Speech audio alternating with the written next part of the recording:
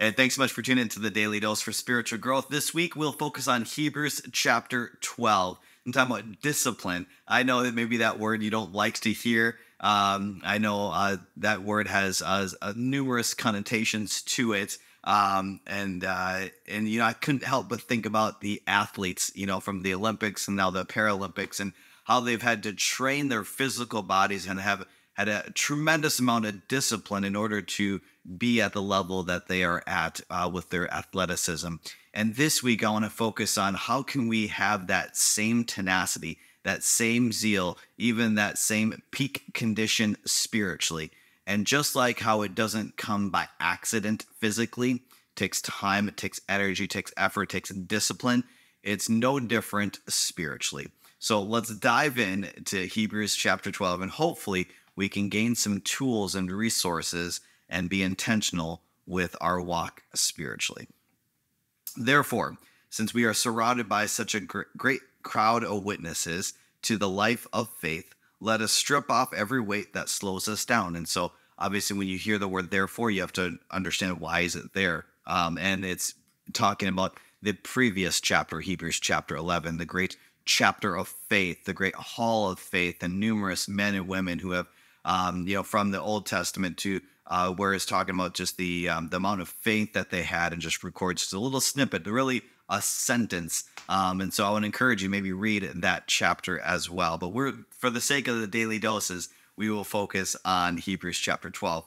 So it just says, let us, in light of that, let us strip every weight that slows us down. And could you imagine an Olympic runner about to run the 100-meter dash, and they have a 5-pound weight connected to them? I mean, they would drastically lose that race, even if they were probably the faster runner than anyone else.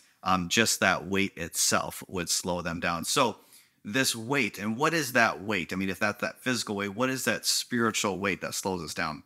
So this is right here, especially the sin that so easily trips us up, and let us run with endurance the race God has set before us. How could we even do that? We all sin, we all fall short. How could we run the race that God has set before us?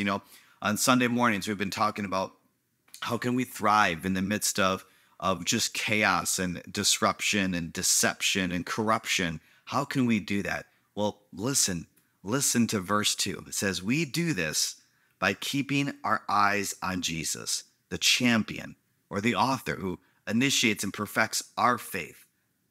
Because of the joy awaited him, he endured the cross, disregarding its shame. Now he is seated in the place of honor beside God's throne. Think of all the hostility he endured from sinful people. Then you won't become weary and give up. And so we're talking about discipline here, not giving up, not growing tired. And I don't know if you've ever ran a race before. It's been a while for me. To be honest, I used to run more consistently than I do now. And so I'm not in peak condition physically, far from it actually, physically. But I do know that when I was training, when I was running, I don't know if you've ever experienced the runner's wall, and your body and your mind is saying no more, no more. And then when you push through that, it's amazing. It's this euphoria, like a feeling of just this, like, man, I can do it, because you break through that, and all of a sudden you get a second wind.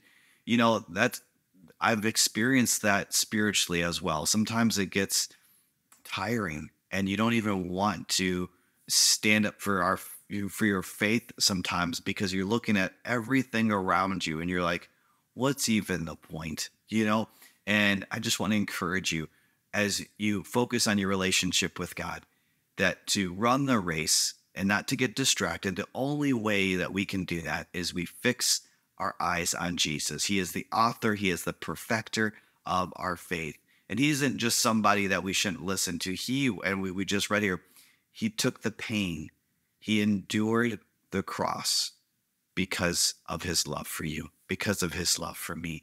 And so would we choose to run the race spiritually with intentionality, with foresight, and remove that sin that so trips us up, that so entangles us. Let's not get distracted by that. Let's not give in to that temptation, but let's fix our eyes on Jesus. He is the author and perfecter of our faith. Hopefully, that is motivation for you today. Hey, thanks so much for tuning in. Make sure you tune in tomorrow for the daily dose for spiritual growth.